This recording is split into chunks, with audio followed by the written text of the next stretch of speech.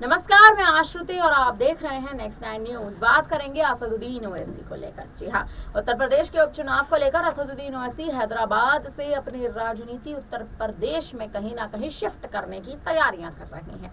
ये हम इसलिए भी कह रहे हैं क्योंकि असदुद्दीन ओवैसी वही बड़े चेहरे हैं जो लोकसभा चुनाव के दौरान पल्लवी पटेल को मना करते नजर आए थे कि पल्लवी पटेल की पार्टी के साथ गठबंधन नहीं करेंगे, पार्टी को चुनाव चिन्ह नहीं देंगे। लेकिन आज वही असदुद्दीन ओवैसी हैं जो चंद्रशेखर आजाद के साथ, जी हाँ, सही नाम सुना आपने, चंद्रशेखर आजाद के साथ गठबंधन करने का प्रयास कर रहे हैं।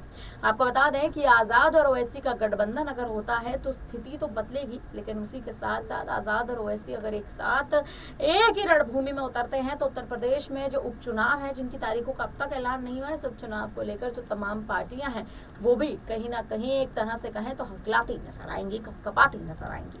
आजाद और ओवैसी 10 सीटों पर कहीं ना कहीं गठबंधन करने की तैयारी कर रहे हैं। कहा यह भी जा रहा है कि पल्लवी पटेल को भी कहीं ना कहीं इस गठबंधन में शामिल कराया जा सकता है, क्योंकि पल्लवी पटेल अपनी पार्टी के साथ चुनाव लड़ने के लिए उपचुनाव में किसी पार्टी का चुनाव चिन्ह मांगती नजर आ रही है। लेकिन अब तक किसी भी दल का चुनाव चिन्ह, किसी भी पार्टी का चुनाव चिन्ह उनको नहीं मिलता नजर आ रहा है।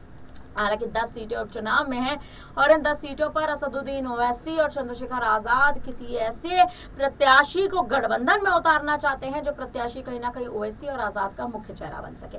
हालांकि राजनीतिक तौर पर अगर देखा जाए तो राजनीतिक गलियारों में और सियासी गलियारों में इसी बात पर हलचल तेज है कि अगर आजाद और ओवैसी एक साथ आ जाते हैं तो चंद्रशेखर आजाद जो मुस्लिम वोट बैंक को साधने का बड़ा प्रयास कर रहे हैं उसमें सफल होते नजर आएंगे, और दूसरी ओर असदुद्दीन ओवैसी खुद मुस्लिम वोट बैंक को साधने के लिए हैदराबाद के बाद अब उत्तर प्रदेश में रणनीति बना रहे हैं।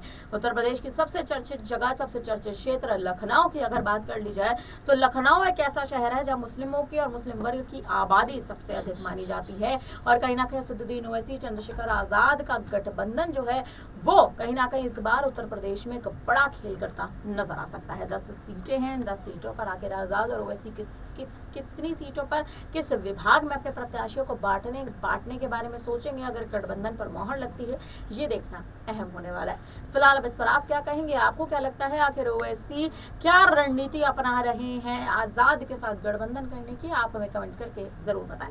बने रहिए हमारे साथ, देखते रहिए नेक्स्ट टाइम न्यूज। धन्यवाद।